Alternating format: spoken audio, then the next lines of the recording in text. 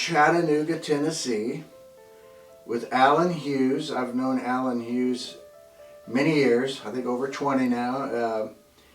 And Alan's a unique person. I sit here with a degree from Purdue, a master's in business from Pepperdine, a doctorate of law, a master's in financial services. All these crazy little letters behind my name, thinking that that was going to help me be a great business person. But there's a few people I've met in my life, Alan being one of them, who has little technical formal training, but is one of the best business people I've ever known. He runs a business here called TruMedical.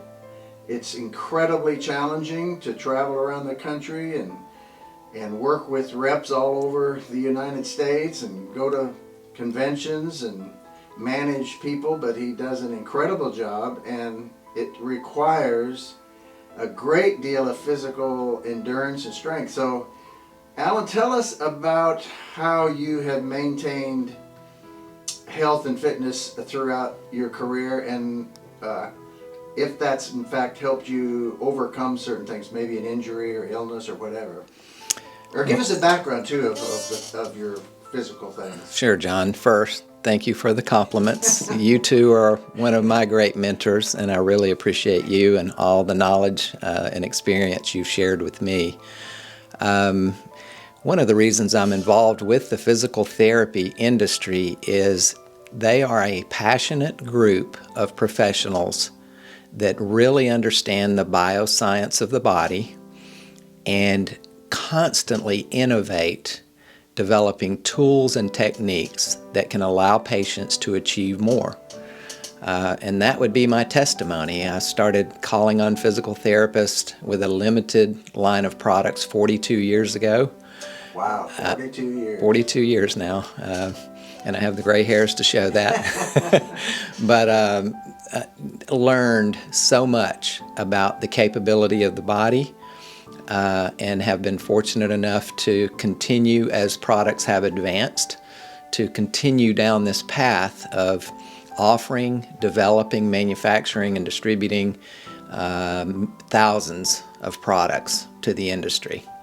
And your own physical conditioning, how has that gone for you? I know you're a runner. I know running has been a big part of your life. Well, certainly running evolves as you age. I'm 66 now.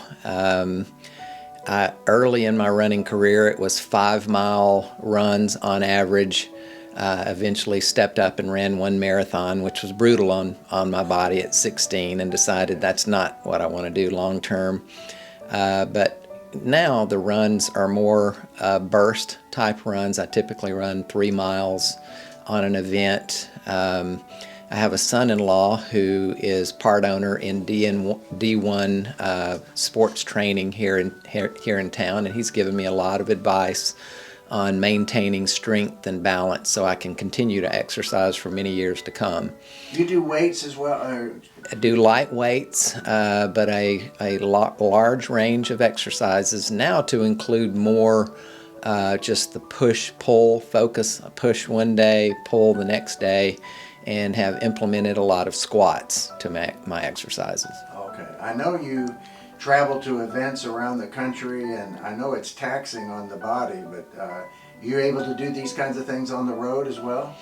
On a limited basis, but certainly not the same as when I'm home. But typically the hotels do have a workout room with dumbbells and a bench, yeah. And I can do makeshift exercising there. Yeah.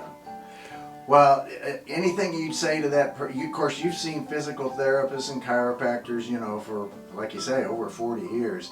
What have you learned that they've told you about the need to keep the body moving in order to maintain that health and fitness? Well, certainly, you use the word move.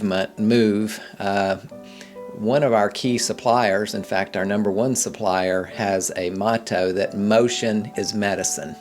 Oh, that's a good one. And yeah, then they have learned so much in the last 25 years about the ability of the body with proper conditioning, proper care and conditioning over time. Yeah. And you now you can build muscle on into your 80s. You're a testimony to that yourself now.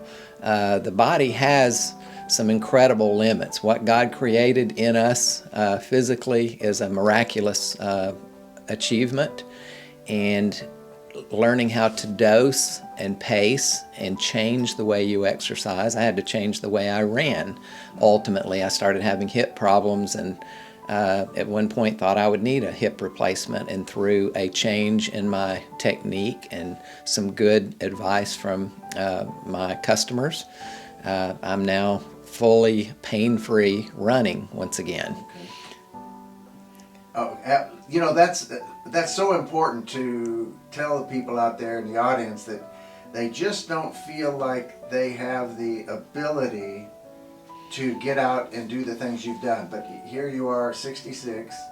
You've maintained this health and fitness. You've run a huge business. You travel around the country, and it's been something that's been important, pretty much your whole career. Yes.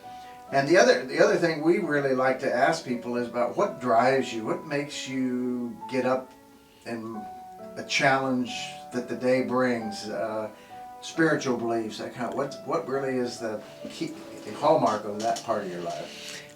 Certainly, as you mentioned, I am a Christian. I became a Christian in 1980, actually December of 79. It was a game changer in my life.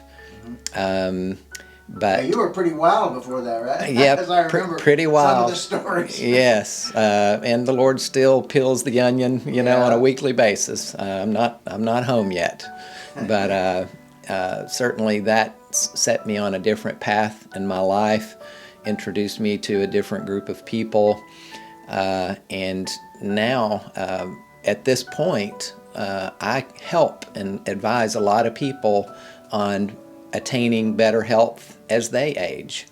And one of the keys is you have to start somewhere. Right. There's no minimum. And I often say the key is not how much, but how often. You need to constantly be doing things to keep your blood flowing, keep your muscles stretched. Even if you can only walk around, start small and walk is a great exercise. Yeah. A lot of people walk today. You don't have to be an elite athlete and run and do all these more intense things. Walking actually is a fantastic exercise, but you need to do it for at least a 30-minute to an hour session each time you walk to really benefit physically. Yeah. And your spiritual beliefs, coming to the Lord, that has impacted your business as well as your personal life, I'm imagining. It has me. I often wonder how a business owner could operate without the Lord. Yeah.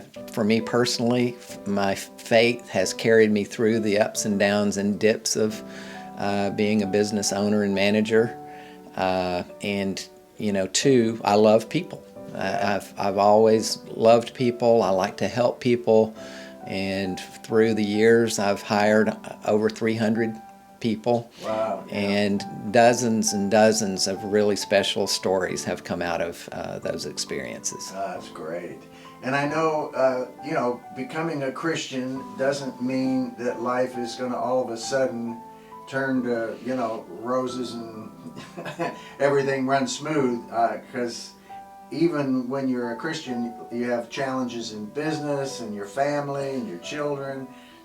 How does being a Christian help you through those issues? How has it helped you?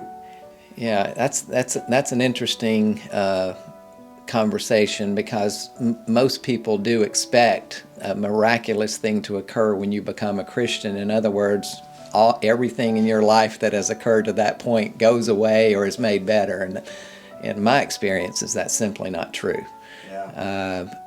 The Lord will put you on a path that you have to maintain, but obviously we're all sinners, and we've lived a life of sin, and so that path can be a series of corrections to help you dig out of some of the things of the past, and that was certainly the case with me.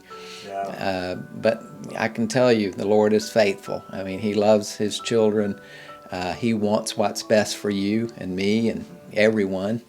it's our own stubborn will, oftentimes, that keeps us from experiencing what He has for us in their life, in our life. Yeah. That is true, so true. And I think one of the things that is a blessing as a Christian is you may not like the circumstances you're in or what's happening to you or your family or your business, but you can have a contentment through it. Absolutely. Because you know a sovereign God is still in control. Yes. And that's something that almost surprised me. Yes. But that's, and I'm sure you've lived that. Yes. Yeah, and I'm a type A. I push hard, and I push the people around me hard. Yeah. But in this phase of my life, I'm also going through a chapter where I'm learning to not always be in a hurry. Yeah. And slow down and take the time for others. Yes. Where I perhaps thought I was in some situations, but maybe I wasn't. Yeah. So I'm trying to eliminate hurry in my life more and slow down and be a better listener. That's I remember the phrase, if it's gonna be, it's up to me. Mm-hmm. And I believe that for so many years that I ran myself crazy, but now it's not up to me. It's in the Lord's hands, and I can slow down. Yes. and take it, take it a day by day. Yes. Day by day. Mm-hmm.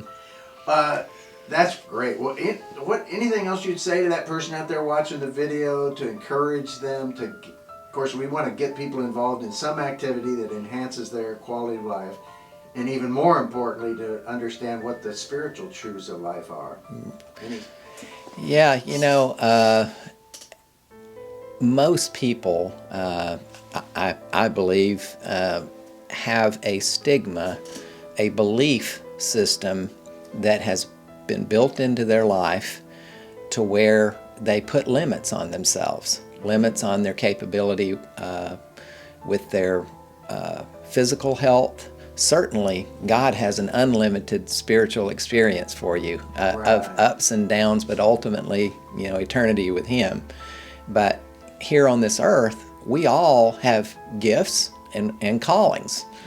But there's oftentimes a stigma there that prevents people from achieving all that they can. And my final word would be, the Lord has made you perfectly. He has so much in store for you, but you have to start the process.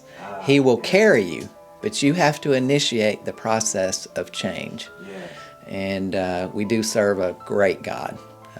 So you can do it. That would be my advice. I love it. I love it. Well, Alan, thank you for your time, and I'm just appreciate who you are and what you do and the message you give. Thank you, John. Appreciate you.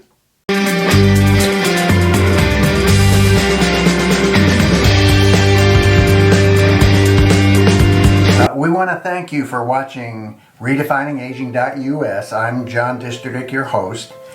And our goal for the series is pretty simple. We just want to enhance the quality of people's lives. So if you know of an event that you think would be one for good for us to cover, please fill out the form on our website, and not only the event and what it is, where it is, when it is, and if there's a person you know that you think would be a good person for us to do a testimony on in some event, please let us know. And if you want a fuller description of my testimony, you can either go to johndisterdick.com and look under ministry, or you can go here at redefiningaging.us. We appreciate your viewership. God bless, and hope to see you on more shows.